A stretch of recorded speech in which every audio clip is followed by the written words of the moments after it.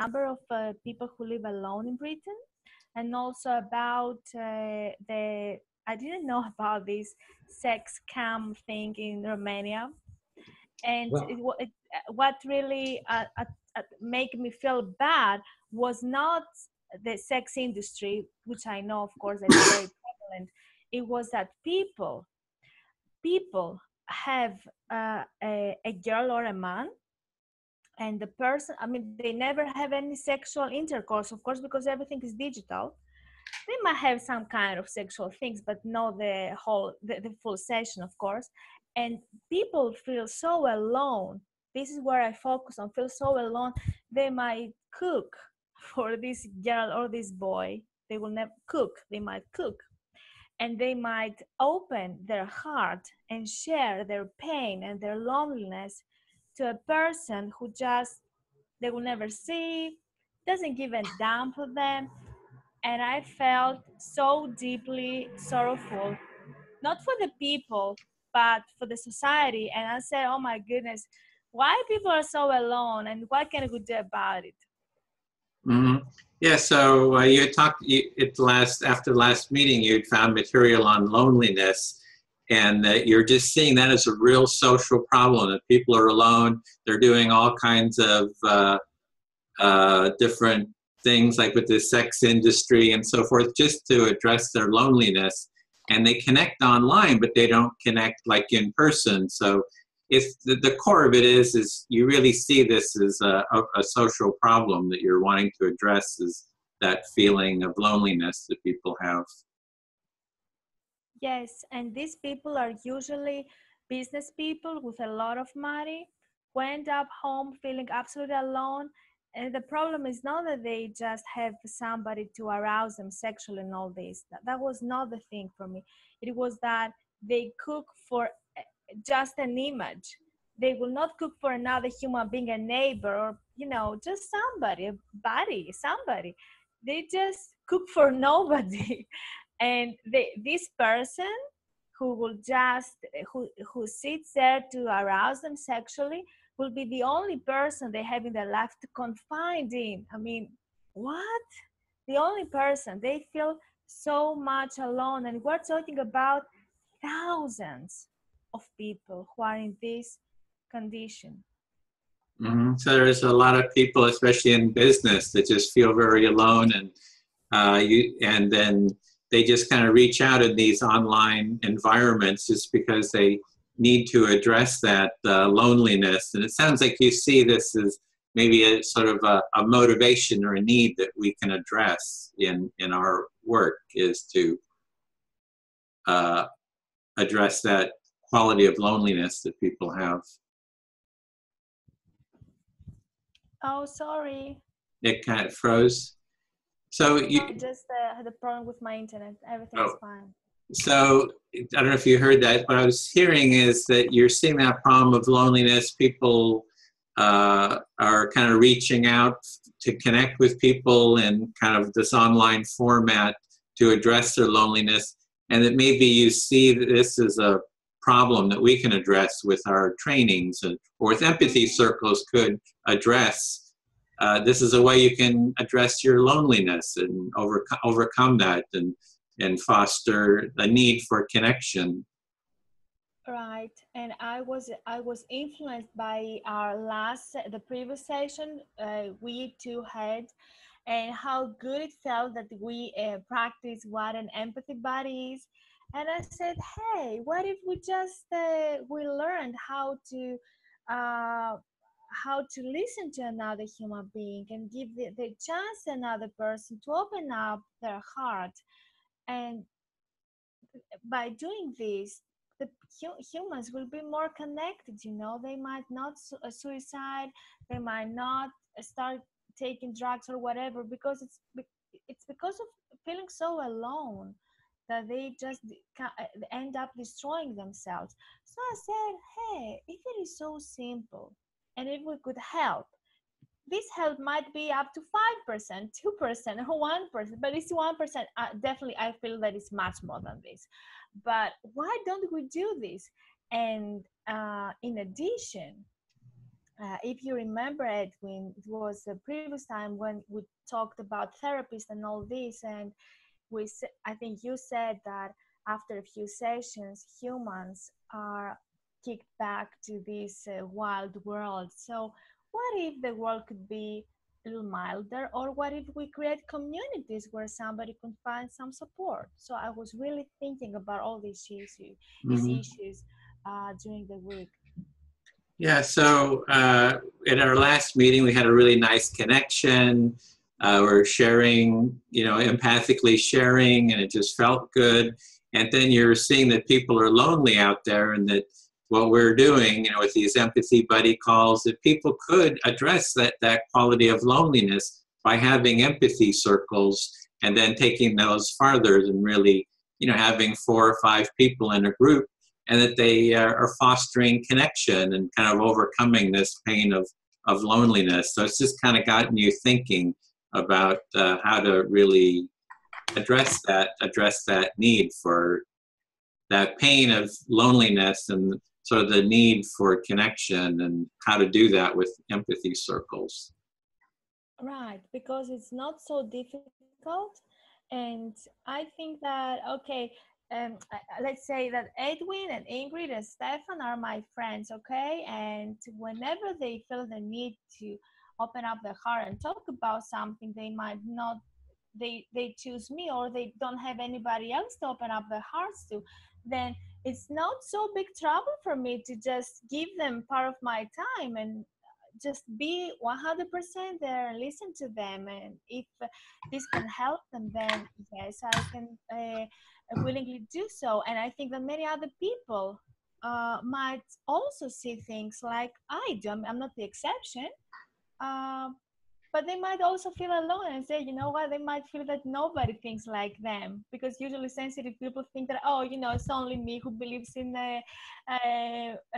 morality, or believes in love, or whatever. All people are cool, blah blah. So many people think like this, but there are so many individuals who think the same thing, but they don't know that the person next to them shares the same views. I don't know if I hope I'm clear. Yeah, you're just seeing that the people are alone, that they don't know that others share the same views. You're seeing that a group, forming a group can be a way of overcoming that loneliness. Mm-hmm. Using it like an empathic listening approach helps foster connection, and just seeing how we could, and then you can, even if you have a group, you can ask for support within the group members, kind of for listening to each other. Like, you have something on your heart that you want to share, and here's a place, here's a group with whom you can share that. So it seems like you see that as sort of one area to move forward with is just sort of promoting the empathy circle as a way of sort of community building, online support, connection building, to address the pain of loneliness. Yeah, connection building. This is Mm. it. Yeah, I feel fully heard. Thank you. Okay. Then I'll speak to Stefan. Okay. Yeah, I've been hearing a lot about loneliness recently. There was a group, Sidewalk Talk, they do listening on the streets. And there was a 60-second documentary made of them, on Facebook, and it got 10 million views. And I know the founder of that. So it seems to be a hot topic, but kind of promoting an empathy circle is here, address your loneliness. It might be difficult, but if we say, hey, this is to promote connection, or, sort of the need that's underneath, there's the problem of the pain of loneliness, and then there's the underlying need of connection, community, support, that might be a better way of promoting the circle. It's like that would be maybe addressing one of the the benefits and get people involved. So yeah. So you have somebody that had some better luck than you at getting some more Publicity out there, and you're not jealous, but you're certainly wishing that you could reproduce some of his success by finding a way to sell this empathy circle in a way that, in a positive light, that, you know, people would take to. Yeah, it's like, how would they be motivated to take part? You know, there's a, so looking at that motivation, and the problem, I'm just kind of building on what Mimi's talking about, loneliness is a real problem. And then the need behind that, the feeling people want, is a sense of connection, creativity, you know, whatever. So kind of promoting it in that point, promoting that aspect, I could see. I guess what I'm thinking is, if you say, hey, this is the Lonely Hearts Club, people say, I don't want to take part in that because I'll look stupid, you know, because I'm lonely, but I don't want to share that that I'm lonely. You know, so that's just something I'm thinking. Okay, okay. Well,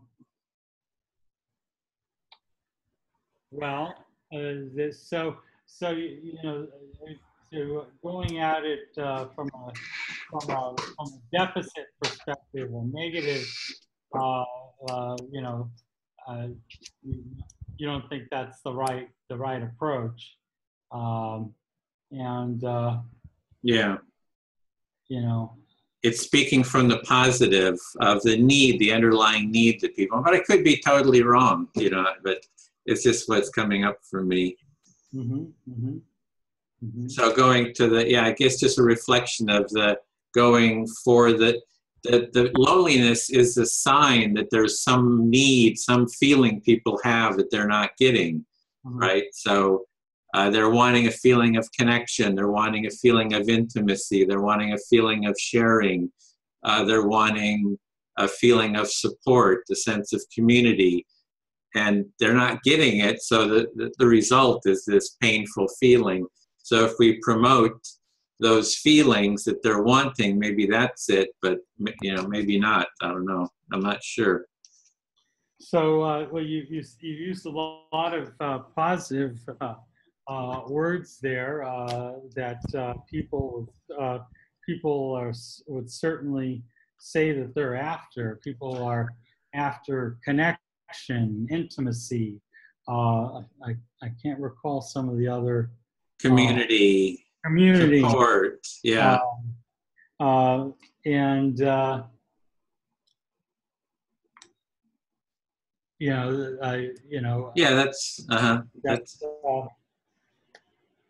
yeah. That sounds much more positive. I mean, even as you say it, I mean, it's more, you're more energetic, and you know, your affect is brighter as you talk about, you know, use those words rather than you know, loneliness and that sort of thing. Mm-hmm. Yeah. So I feel heard. Thanks. Okay.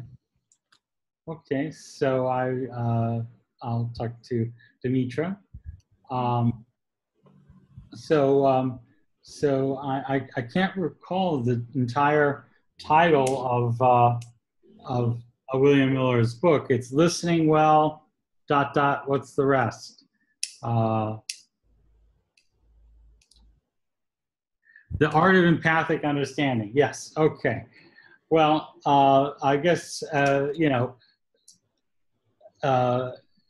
William Miller's been around for a long time, and he's wrote a lot of things, and his name to fame is really in this, you know, motivational interviewing area. But here he is in his later years, you know, really in his generativity mode of his life, and here he comes with these two simple, you know, 100-page some books. One, Listening Well, The Art of Empathic Understanding, and the other one about loving kindness. And you have to wonder, you know, where he's headed. But I think he's headed exactly where you know, Edwin's headed. And you know, at the core, you know, whether it's in your professional life, your personal life, your or in healthcare. We want to be we want to be we want to be successful. We want to be competent. We want to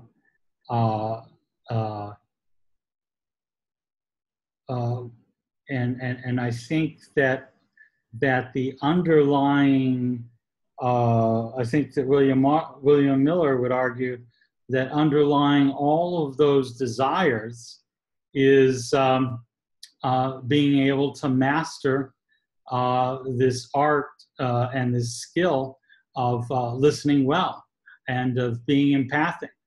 And so I think we should just start with the basics of operationalizing this basic empathy course for the average person who wants to improve their life by mastering this skill of the art of listening, which is going to enhance their social well-being and their social life. And that answers Dimitra's initial kind of concerns. So it seems that you are very influenced by Miller's work and his two books, and the one about empathic listening and the loving kindness book. And you feel that you were wondering about where this person is getting to, and you feel that no matter what our profession is, what we're really interested in is how to develop our empathic listening and have better relationship with each other. And for that reason, we should take empathic listening we are practicing here and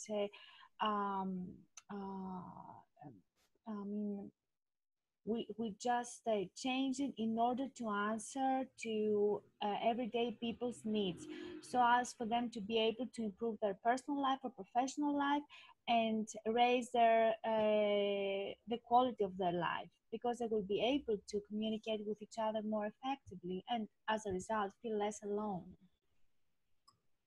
Yeah, so that's the core.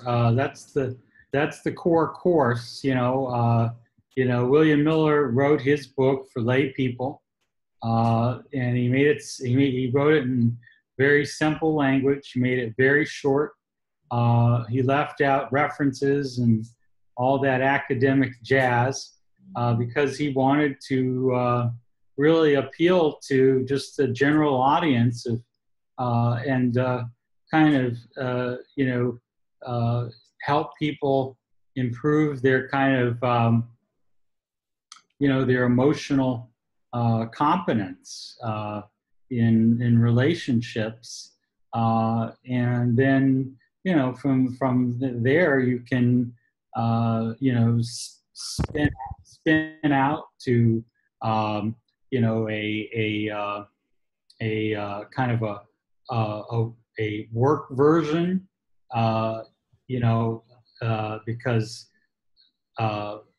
professionally, as a leader or just in any way professionally, success is tied to effective communication, and that at its basis begins with empathy and listening well. I mean, that goes back to 1934 with Dale Carnegie.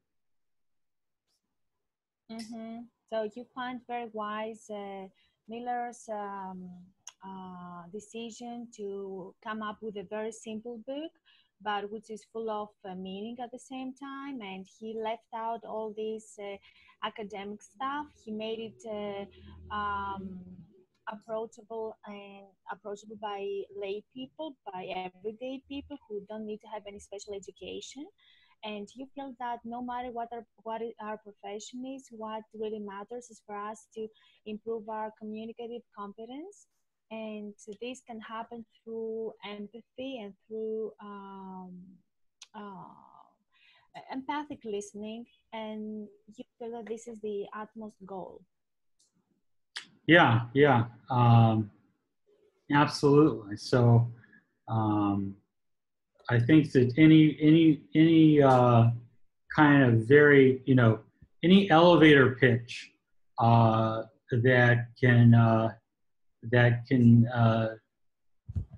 in 2 minutes explain to somebody the power of listening well and the basic empathy skills in their own personal life or in their work life or in their life as a physician or as a teacher or as a conflict facilitator.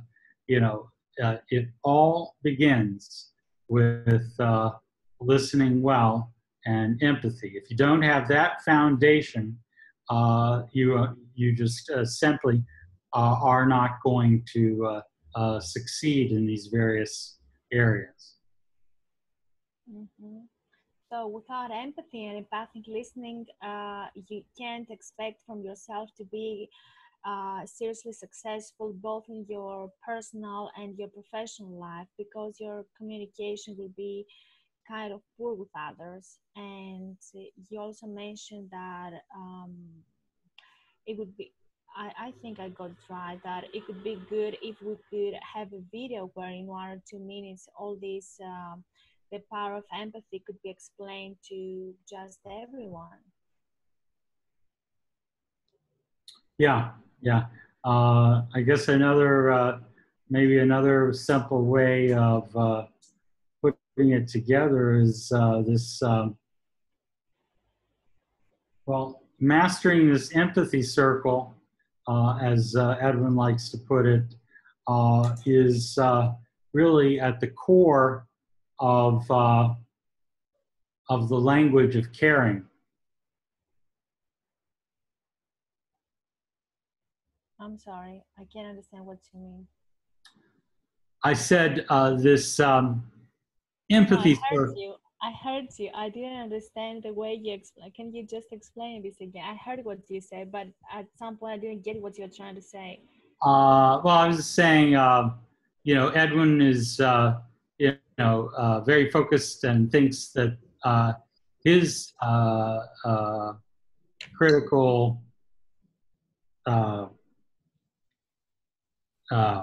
do you call it? What he brings to the table, or what has kind of made, is important, is this, empathy circle, or is there another? And that's really, we could say, is at the core of this language of caring that extends out in either in intimate relationships, in different work situations, and in healthcare. If you can't, if you are not able to demonstrate this, back and forth, through the empathy circle, you're not going to be able to demonstrate caring, which is the foundation of any kind of relationship. Mm-hmm. So the empathy circle is the core concept in Edwin's language, and you feel that we should know, every professional should know how to form a circle of empathy, because without this cannot have a meaningful professional life, will not be able to communicate effectively with others unless he is able to know how to listen and provide empathic reflection to the other person. Okay, so I actually I have an emergency call. 1 second. I'm sorry. I'll be right back. Okay, so should I wait for Stefan or should I continue? I guess he felt heard. We can continue if you want to speak to me then. Yeah, okay. So I'm really concerned about how I will engage people into the circle of empathy. So what we do here is good, it's very good, but it seems more uh, similar to what a therapist might do, in the sense that you go to a therapist and you talk about a problem, and the therapist usually says, okay, I understand, Dimitra, you have a problem with your job, just giving me a kind of feedback, in the sense that the therapist repeats what I have just said without taking any position or judging me or anything. And people might not like it that much. So I really don't know how to promote it, how to engage them, because I believe in the circle of empathy, but I think that it is a little cut from our everyday reality, where when we find a friend and the friend confides in us, most of the times we say words, oh yeah, really, oh yeah, sure, tell me more, you mean this? So we give some, we don't stay just silent. This doesn't mean that we judge, but we have some reaction. How can I just make these reactions part of the circle of empathy, or there is no place for them? Mm-hmm.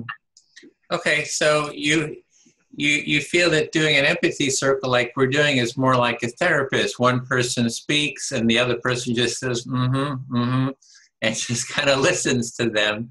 And that this might not resonate with people because they're sort of, in the regular dialogue, there's sort of a back and forth that sort of happens between people. And this maybe seems more like therapy and doesn't have the back and forth kind of quality that people are sort of used to in normal conversations. And so they may not be attracted to this because it sounds too therapeutic or something. Exactly. And that they might want to be able to, want more interaction.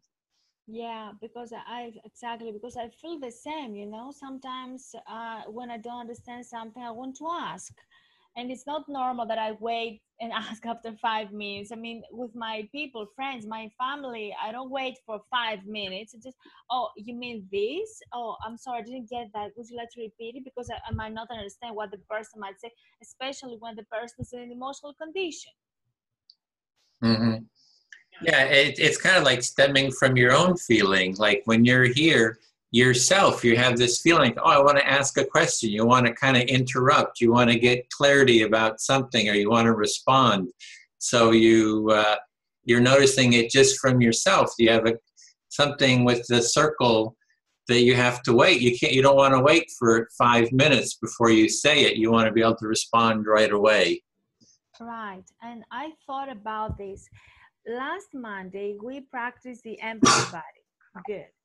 But how could a stranger, let's say that today is the first time you see me and I see you, and it wouldn't be that easy for you and for me as well to open up my heart and talk to you about it. I mean, I'm not talking about our very personal life, because it takes time, to go to this thing, but even about our jobs, which is a little more neutral thing.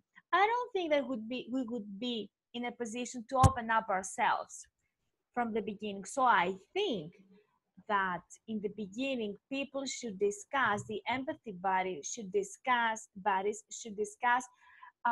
social issues, things that are not personal. Okay, I saw and I read an article yesterday about unemployment in Greece. And you might say, oh, really, what was that? And then I will start talking for some minutes, or you might not say anything, and I might start talking and explain to you what was the thing that really attracted my attention.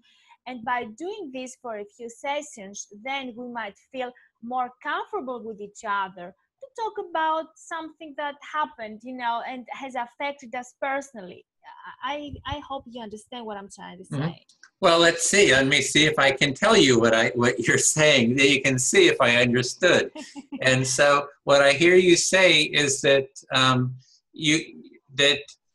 people want to be able to speak with trust and sort of intimacy and share real issues that are going on for them. But when they first get together, new, that they don't have the trust to be able to share that intimacy. So you have an idea of how to start to build trust is to talk about social issues to begin with, and then slowly, maybe after 2 or 3 sessions, then you move into kind of like more personal issues once people have sort of developed that trust. So you're looking at how to bring people into this state of trust from just coming together, initially. Is that it? Is that? Yeah, definitely. And it slipped my mind. I wanted to say something else. So you had something on your mind, but you kind of lost it. No, I saw Stefan coming and I just was distracted. I just forgot it. What was that? So Stefan was sitting down, and then it kind of distracted you, and then you just kind of like lost what you were thinking, and now you're maybe feeling some frustration and searching. You're searching for what it was. It was like something you really wanted to share, and now you've lost it. You're feeling like real frustration, and you're searching for it. I got it. But you got it back, and you feel good and excited that you. I feel good. You know what? That was the thing I wanted to ask you. When you find yourself in the middle of people who, let's say, have serious political differences, and you see that they fight, okay? How do you manage it? Do you just listen to them? Okay, I will have a Republican and a person from the Democratic Party. Okay, and let's say that we are with Stefan, okay? I'm the Republican, he's Democratic, and just fight. What do you do? How do you manage it? I would like you to give me an insight of how you manage it, and because I think that many people would be interested to learn how empathy can be practically used in order for us to solve real life problems. Okay, so you're really wanting to know, like, how does empathy kind of address real life problems? Like, how is it really going to help? And you see one of the examples is Democrats and Republicans. That's a real life problem because there's a conflict there. So you're like just curious how I approach it with empathy, because you think maybe you're imagining that conflict resolution would be a demand that people would have for practical use and application. Yes. Thank you very much. I feel fully heard. Okay. Then I'll speak to Stefan. I don't know if you're available or. Yeah.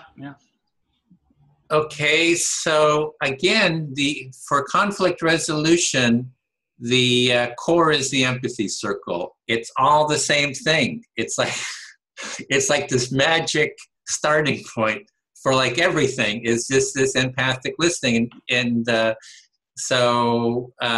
it's having patience to do it. It's like I hear your feelings, Mimi. You're feeling some frustration, like, oh, I want to speak, and I'm going to lose it, and that feels like frustrating. But that's part of the practice, is to be able to set that aside and just listen to someone until they feel fully heard. So that's kind of the first part. So I guess the frame is conflict, and dealing with people with conflict, and you're saying the beginning of dealing with a conflict is really just listening well. Mm-hmm.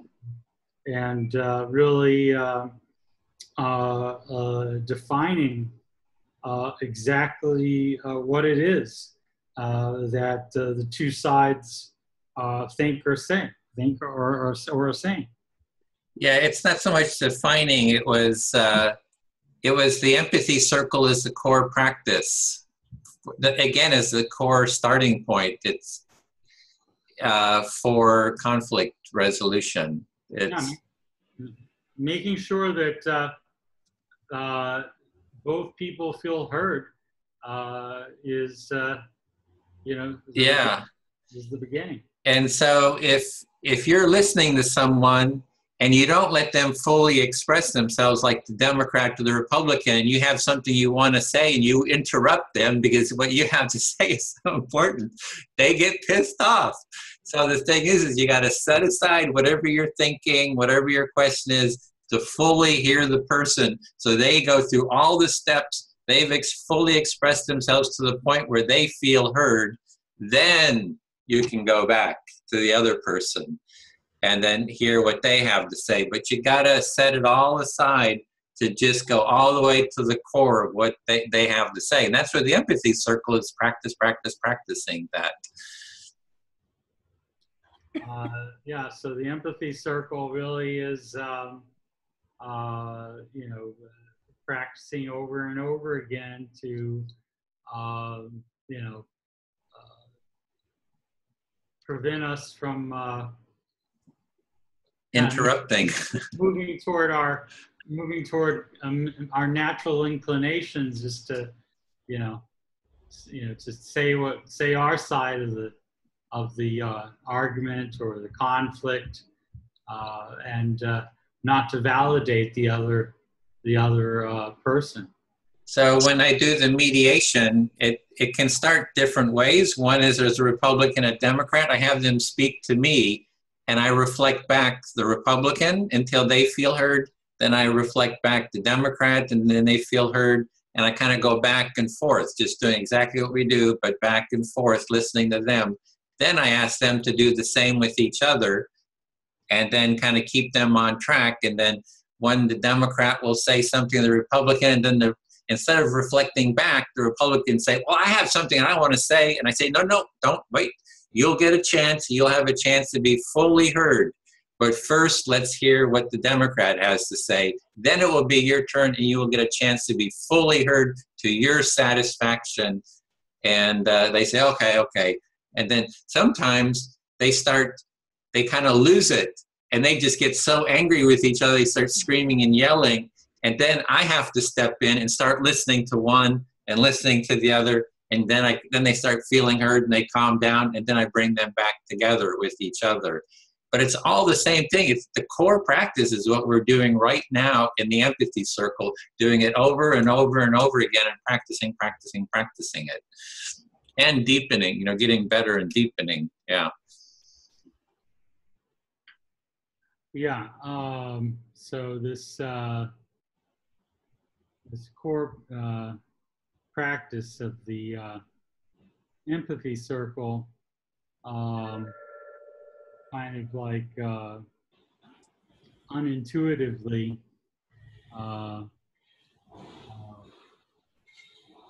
kind of even smooths out conflict. Yeah, it's the core. Yeah. Yeah. If you just reflect back, it's the core. I think then I would feel heard. It's the core. It's the central piece of conflict management. Yeah, it all starts there. I feel heard. Okay. So Edwin, I guess I'll talk to you. Okay. So it's interesting.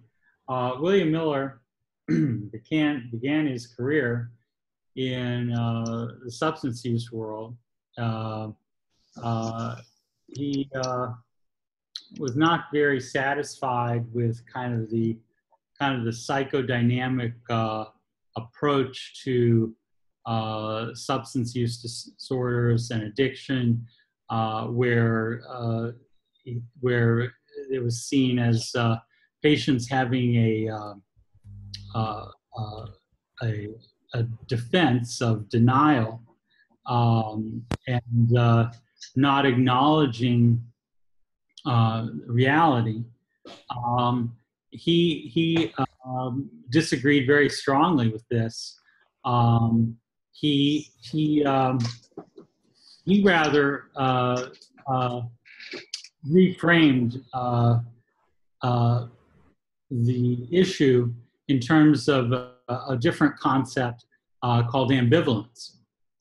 And I think that's right where Edwin is with the empathy circle. Okay, so you're kind of just reflecting on what you understand Bill Miller's approach was, how he started in working with addiction and that, or alcoholism, and that the method was sort of a punitive method, that you have to, tough love or whatever with that, and he didn't agree with that. He believed in that people had this ambivalence in terms of making change, and so you're just addressing, speaking to that, and that's kind of, you're seeing the connection there with the empathy circle as a practice, as addressing that ambivalence, and it's kind of the same approach. Yeah, I mean, so like, a part of me wants to continue smoking because I enjoy it, but a part of me is conflicted and wants to stop smoking because my daughter is being made fun of at school for smelling like smoke, and so we're ambivalent about change, and so too in conflicts of any kind. In this case, he was dealing with intrapersonal conflicts, but here what we're talking about are interpersonal conflicts between people, where there's two sides, and there's an ambivalence between do we put some restrictions on guns, or do we continue with the full faith of the Second Amendment? And good people are on both sides, and people are potentially able to weigh and perhaps change from one through essentially his motivational interviewing skills. He was able to help people work with their ambivalence. And so with this empathy circle, where you're really helping, what you're doing is you're helping people who are in a kind of a, if I don't want to change, if I want to keep my Second Amendment, you could say I'm in a pre-contemplation stage, okay? But listen, in my neighborhood, 10 children were shot last month, and I've got to reconcile that in my head. And so, if you come to me and you start doing a pros and cons kind of balance of the pros and the cons of these different ways of handling this, which is borne out by using the empathy circle, by, on the one hand, really listening to this side of the argument and validating it, and then listening to this side of the argument and validating it, and then helping the person decide, where they want to go with that ambivalence based on, their values and other things. Mm-hmm. So you're seeing the sort of the similarity that Bill Miller is looking at, sort of internal conflicts. So, people have, they want to smoke because it feels good or whatever, they enjoy it, or they don't want to smoke because they're concerned about their daughter smelling like smoke. And so there's an internal conflict, and that internal conflict going back and forth is called ambivalence. And his approach is to use empathy, kind of empathize with the different parts and have the person be able to work through that conflict in themselves and come up with a creative solution moving forward. And it's the exact same thing between people who have a conflict. One person wants the First Amendment with gun rights. The other one has real concern about, shootings in their neighborhood or in their community. And so there's, again, a sort of an ambivalence, a back and forth.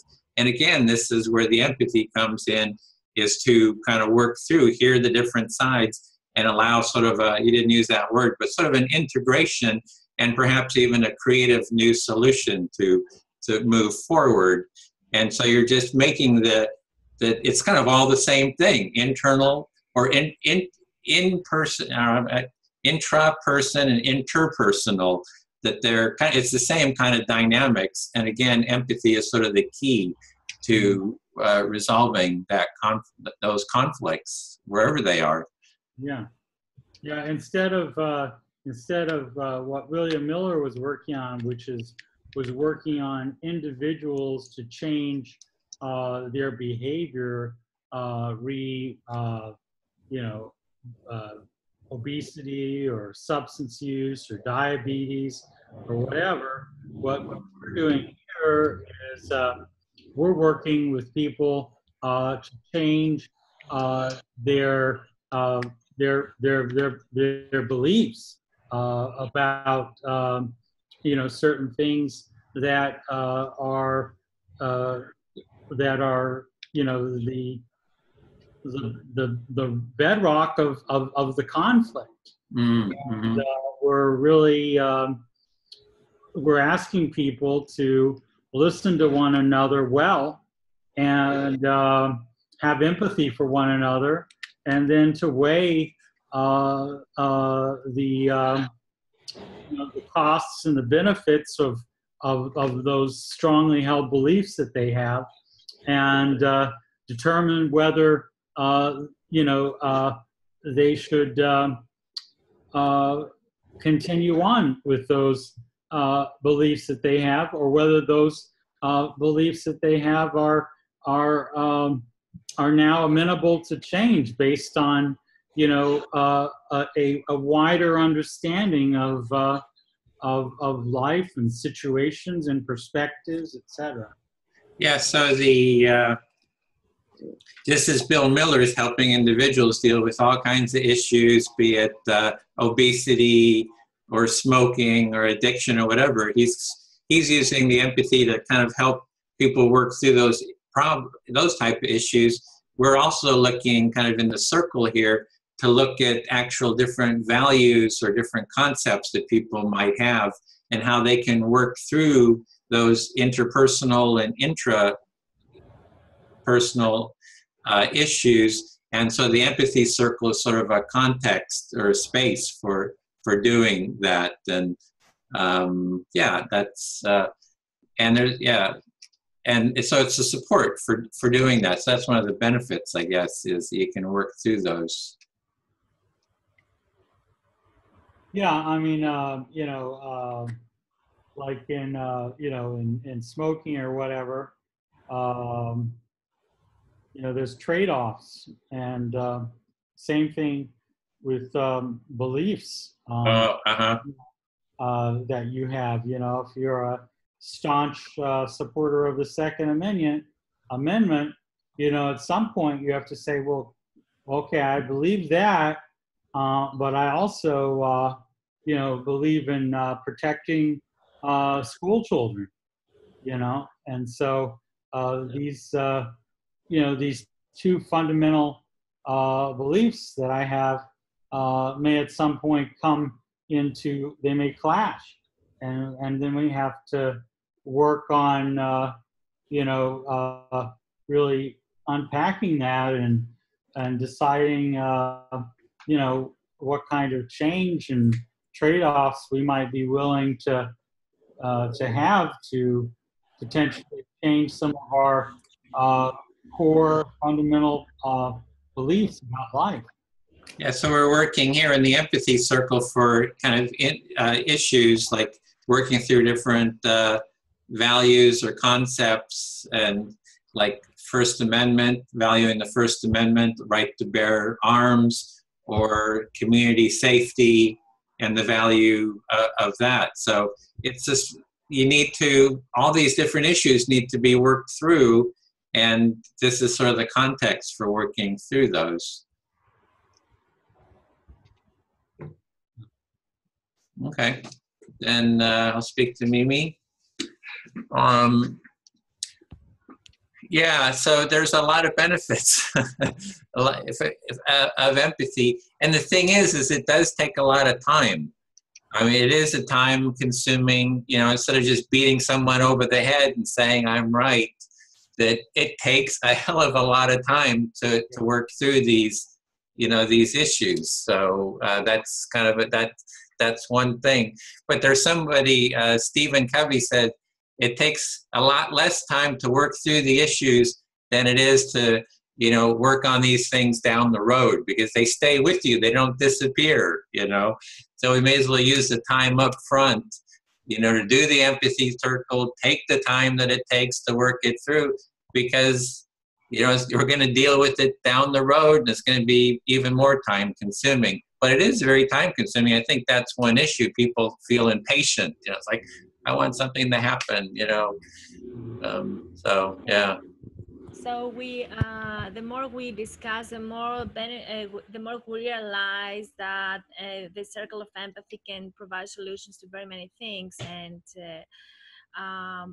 however you feel that is a time-consuming procedure, we can solve all this just in a moment.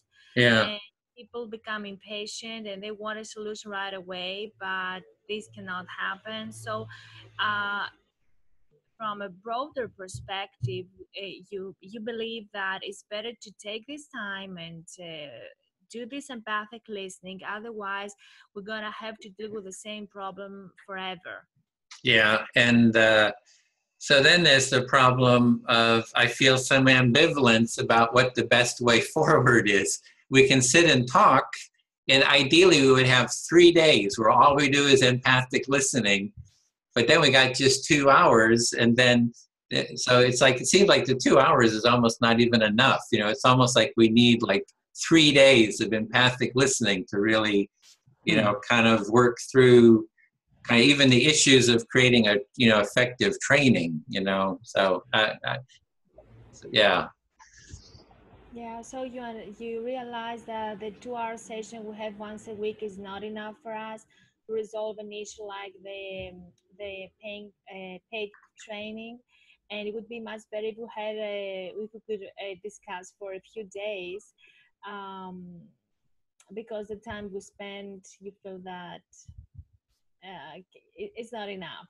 We need more time for this. Yeah, to be effective and really to move sort of forward with developing a training and, you know, kind of working through all the different issues. And I do feel that the kind of the starting point is just showing how to do an empathy circle. I mean, I keep coming back to it. It's like, make it simple. This is what an empathy circle is. We just came up with a whole bunch of different benefits here. And then I feel a little concerned because I don't think we wrote it down. We captured it on video, but it's too exhausting to go back and listen to it all.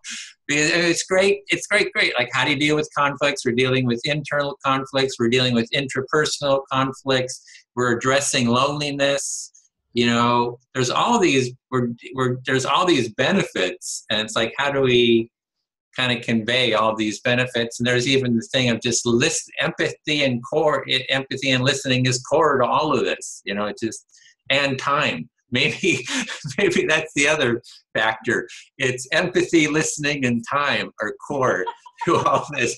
And that's something I haven't, you know, put into the factor, that the time is another factor. Yeah. Yeah, so the more we discuss, the more benefits we come up with related to practicing the circles of empathy. And you feel a little concerned because we didn't have the time to, we didn't get a chance to write them down. And it's a little, you're not very, you don't fancy going back to this video and just watching this again and keeping notes and all the ideas we came up with. However, you still believe that it's not only about empathy and empathic listening. We have to add another factor, that is the factor of time. And we need much more time than the 2 hour sessions we said before.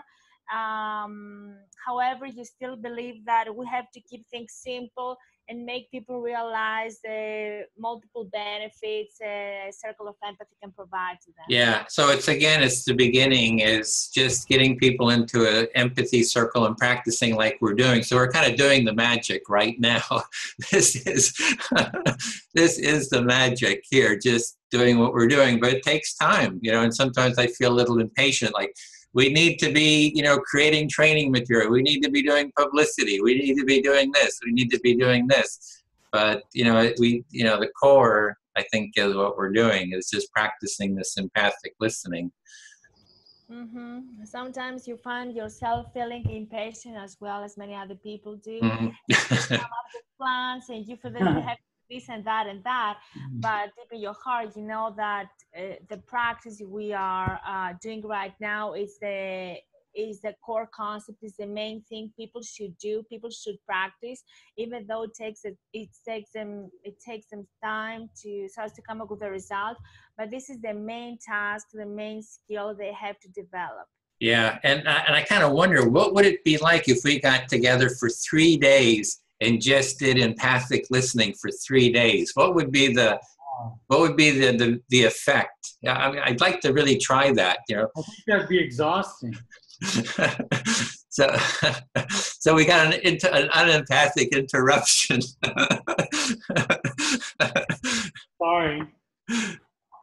So we would really like to see what would be the result of us practicing empathic listening for 3 days non-stop, kind of.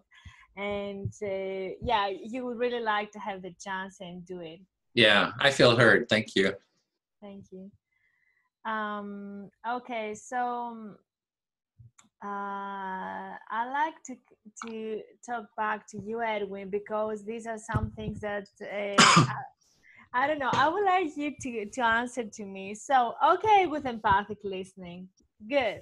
We have a Democrat and we have a Republican, and they have some differences, and they talk about it. Okay, now what about when the mediator has a conflict with another person? So we have a problem with somebody that matters to you. Is your partner, is your niece, is a very beloved friend, somebody. And you feel pissed, and you are, to the point, up to the point of explosion. How does an empathic mediator can manage his own feelings? This is one of my questions, because yeah, I can be very cool and neutral when the conflict does not touch me. But what happens when my sister comes over to my place and starts talking to me about crazy things, for example? How can I manage my feelings? How does the circle of empathy can help me have a positive result? Okay, so what I'm hearing there is yeah, great. You can be a mediator and you can be mediating between Democrats and Republicans. You can understand that. And you're not really like personally involved with them. So what do you do when you've got like personal problems and like your sister or partner, kind of you have personal kind of relationship work with, and you've sort of got conflict and how do you deal with that when you're like personally involved with people who you're close and intimate with and you've got problems and you're the one that's kind of involved and you don't have that detachment like you do with Democrats or Republicans. And so you're just sitting with that questions. What do you do? Yeah. Right. This is the one thing. And the other is, what about the different cultures? Because you have practiced the tense in the States. And people in the States are different from people in the Mediterranean world, from people in Asia. And I'll give you this example. If you take a look at how people are in their parliament. I have visited a few different parliaments from different countries, and I have noticed once I like to observe things, different behaviors. So if you come to Greece, people are a bit, I think it's called quick-tempered.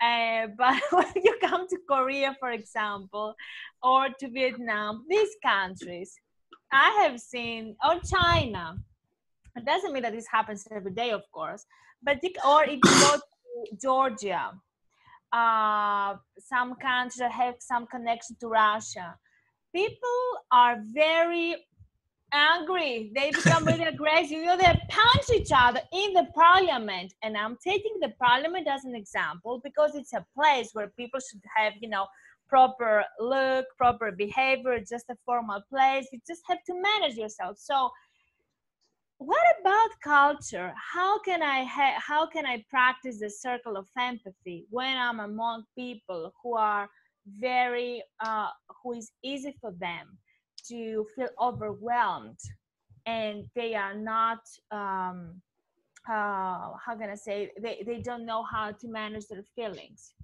It's Yeah. part of the culture. If you go to Germany or Sweden, I mean, people are, you know, Norwegia, they know how to handle their feelings. They're better at this. You can have more controlled discussions.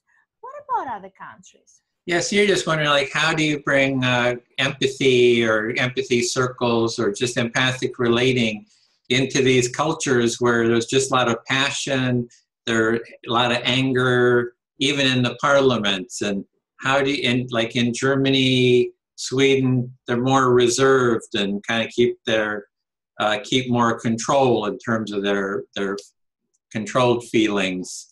And just how do you deal with these different cultural differences with empathy? Mm-hmm. And also another thing, we are here for people, and the appointment is for 10 o'clock for me. It's 12 for you if I'm not wrong. So, and we are punctual, okay? We are here. Punctuality is not a thing to be taken for granted in other cultures.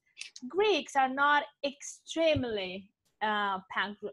They are punctual, but not as punctual as Germans or Swedes are. So how can I form the circle of empathy when I have to start from this point? Because we take some things for granted. We say, yeah, of course, we're meeting tomorrow at 10, fine. And I come at 10:20, I say, hi guys, you know, I had a coffee. And then we have to waste some time because you have to let me know what happened during these 20 minutes while I was having my coffee. You know, I was in my world. You know, details is what really matters when we plan a project. So different cultures have different time commitment. Like if you say you're going to have an empathy circle at 10 o'clock, people will come 20 minutes late, and then they'll want to talk about what they were doing, and it's going to just inhibit, you know, having like an empathy circle. And how do you deal with these different cultures that have different time commitment or available, view of time and responsibility? And yeah. Also how we give them some instructions about their behavior. For example, I can say, oh, I'm gonna just answer my phone, you know, I'm just talking with my best friend. I'm not talking about Stefan. Stefan is at work, okay? I'm not talking about this, you know. I'm not paying enough respect to the other people. I mean, how do I deal with this? How do I deal with somebody, even though we say, guys, you will not interrupt the speaker, and the other person say, you know what, I can listen to this person. I don't want to listen to this BS, whatever. I don't want her. And you know, what about the circle of empathy? What happens? I mean, how is the facilitator is going to manage it?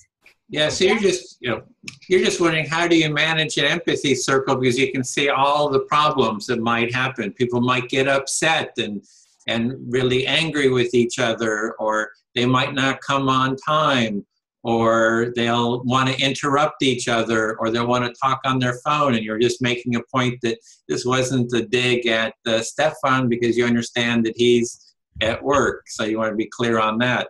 So you're just seeing all the potential problems of holding an empathy circle and wanting kind of specific solutions to each of those problems. Right, and I'm talking about, I'm mentioning all these issues not because I want to discourage us. On the contrary, because I really believe in good preparation in order for us to get good results. So I will spend more time on planning, and it might take me longer to start up a project. But when I run it, I want it to be as good as possible, expecting some disaster to be involved as well. But I want to eliminate the percentage of this disaster. Yeah, so in a sense, you're kind of empathizing with yourself and your group in the future and imagining running through all these potential problems so you can solve the problems beforehand. So kind of solve the problems through good planning. And it's not that you're like feeling down or negative about the process. It's just that you want to make it a good experience for people and sort of think about the steps going forward effectively. Yes, I feel fully heard. Thank you. Okay. Wow, that was a lot. I'll speak back to you. So the first one was in terms of relationships, and that's tough. You know, I've got my partner Joan. We go at it. So it is difficult with. I was speaking to Mimi. So it was. It is difficult in an intimate relationship. So, yeah. So I acknowledge the difficulty of that. So it seems that we share the same point of view when it comes to personal relationships. So for a mediator, it's not that easy when he finds himself in a disagreement with a beloved person or somebody who has, kind of an emotional relationship. Yeah. So, seems to be very different in this case. Yeah, so I think we need to create structures around that. Is that ideally, I can imagine having an agreement that we want an empathic relationship. That we say, yes, this is what we would like, and we would like to use this empathic listening to address any kind of conflicts. So kind of up front, we kind of make that agreement. So that's like one step. The second step is like with my partner and I, we do periodic empathy circles. We used to do it every day for an hour, half an hour, do empathic listening. And so that's another step. There's also, we haven't done this, that's what I've been wanting to do, is that we have empathy circles with my partner and with others. This would be the ideal, that we would not just be the two of us kind of stuck in our relationship. We would have like maybe a couple of other couples that we would have empathy circles with to add other dynamics to with each other. And then sort of like going to a therapist, but similar is I have an empathy buddy, right? You have a couple empathy buddies that I and my empathy buddy talk to each other. And then I can talk about my frustrations and kind of surface those and have them be heard. So it's sort of creating sort of multi-pointed empathy relationships and sort of surrounding the intimate relationship with these other, circles around us. So that's a lot, but that's. Okay, so you think that in order for us to solve problems with people who have an emotional relationship with or emotional involvement, it's good if we can make an agreement with them right from the beginning, and we agree that we're gonna solve our differences doing this. Another thing is to practice empathic listening, something that you did with your partner for half an hour, 1 hour in the past. And also another thing that you do is that you put into your relationship with other people, into the empathic listening other people, and you practice the circle of empathy with other couples, which seems like as if you go to a therapist where you have an empathy buddy, and you can just open up your heart and talk about your frustrations, problems, or whatever you might have from your partner or who knows from where. And the person can just listen carefully to you, and you feel this positive feeling in your heart. Yeah, so that's sort of the culture of empathy, right? It's like you're creating a whole container around your relationship. And so you could have, like, if your family had started as little children having family empathy circles at dinner or something, you would have developed, or my family for that matter, we would have incorporated into our family culture, right? So my family didn't do it. We have all kinds of, relational issues in, my extended family, but we started doing empathy circles, and I think it's helped, like one time we did it for 4 hours. My brother, his wife, my sister, my partner, we had a 4-hour empathy circle just talking about childhood memories. So talking about something that's positive and fun. Don't wait for the conflict to happen to then we're going to use it. Is, practice talking about positive things, like positive memories, good things that happened in your life, and start practicing and learning kind of this sort of this way of relating, before, way before the conflicts happen, because that's the hard time. Is you need to build that support container, that culture of empathy, to hold those conflicts and difficult feelings. Mm-hmm.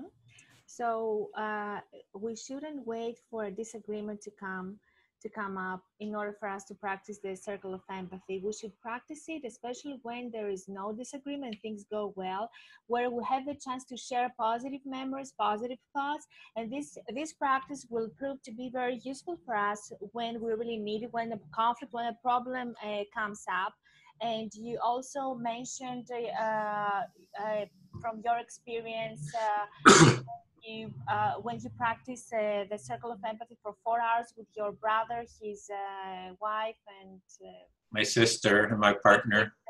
Yes, you did this for 4 hours, and you were you shared memories from your childhood. It was very good, and also you think it's very good even for children to do that, and as part of their family gatherings, to have the chance to share things and practice empathic listening, and this will prove to be a valuable life skill later on.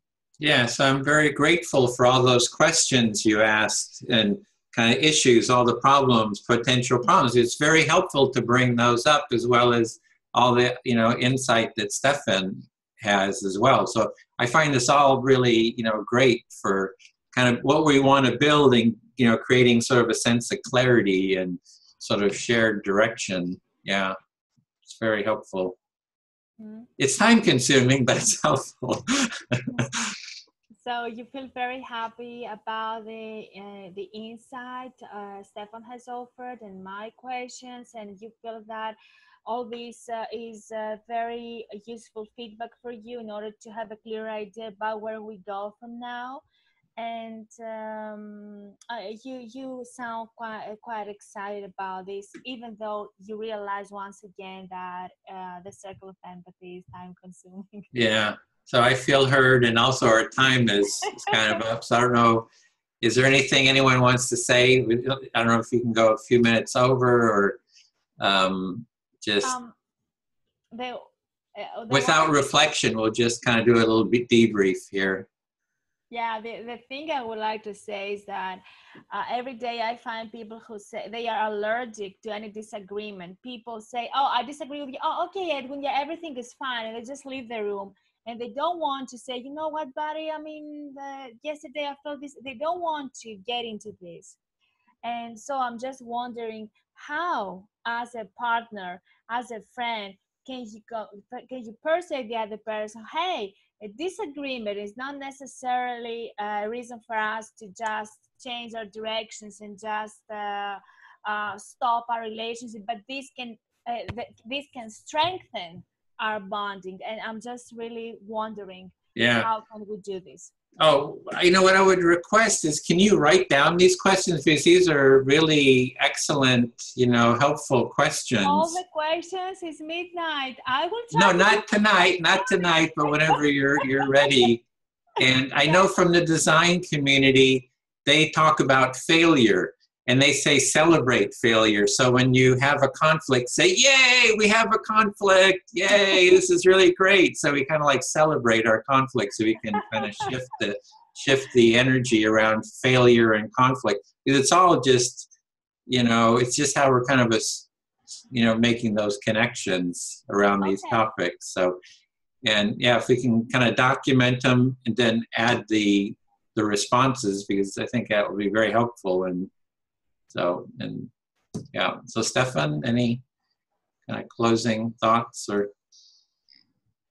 Well, I've got to go soon, but real quickly, so there's that other book, Loving Kindness. And, it's not all about empathy. Okay.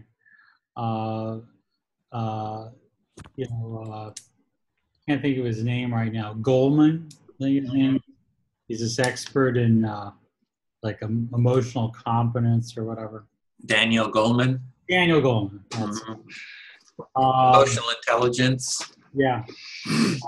He also talks about so empathy is kind of social awareness, as he calls it. But there's other things like being able to being self-aware and being able to self-regulate. These are very key aspects to do this complicated kind of work that you guys are talking about, and that which Dimitra was asking about. What do you do when you have some emotions about something when you're mediating something, and so it's not just about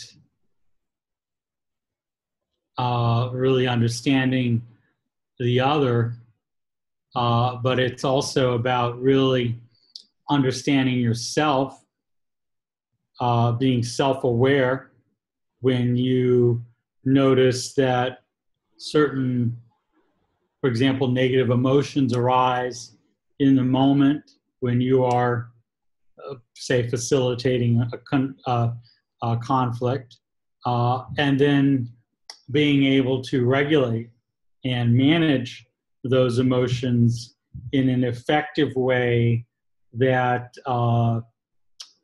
that leads to the situation having an opportunity to improve without you bringing in your own shit, your own stuff that can negatively influence the situation. So these are other very critical skills, and I think they're really embodied in William Miller's mind in Loving Kindness. Loving Kindness is loving yourself and finding those points of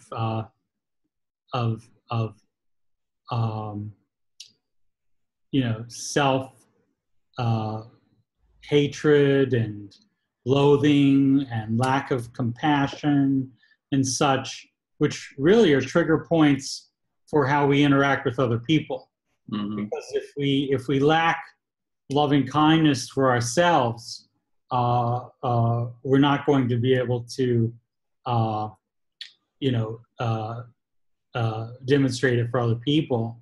And furthermore, if we haven't learned to soothe ourselves and in other words, regulate ourselves, when I just want to rip your tongue out, if I haven't learned how to soothe myself, then I won't be very effective at these much more complex kind of skills that we would aspire to. Well, I would call that self-empathy. Like if you're feeling angry and want to rip or someone wants to rip somebody else, they're just anger. And we feel anger or upset. If we can empathize with ourselves and say, oh, I'm feeling angry, what is the need? What is the feeling behind that? You can kind of have sort of a self-empathy as well, kind of going into that, as well as being able to share it and get empathy from someone else if they can hear it, that's sort of an integrative part. And the other part I was hearing is about care, the importance of having a sense of self-care versus self-judgment, like sort of beating yourself up, shaming oneself, that one has a sense of care for oneself. And if one can care for oneself, then that kind of supports caring for and having empathy for others. So I mean, that's kind of what I was hearing, kind of integrating all that. So it's, the empathy is a piece of it, and there's other components too. And Carl Rogers would say there's care. He had 3 conditions. One was empathy, for the other one was, he called it positive regard, which I think is just care. And then congruence, which would be sort of authenticity, like authentically sharing your anger, like, hey, I really feel angry, I feel pissed off, and kind of being open and transparent about it. So, but I know, Mimi, you got to get to sleep. It's late there. So we got our candle, which is already blown out. So we'll do a quick light this, because we got to have our candle blowing it out. So it's to be consistent here. Okay, so we have our intention. We had our intention, so we want to take that with us. Stefan is, oh, he did it. You blew it out. Thank you. You did it. Blew it at a time. So, okay. Well,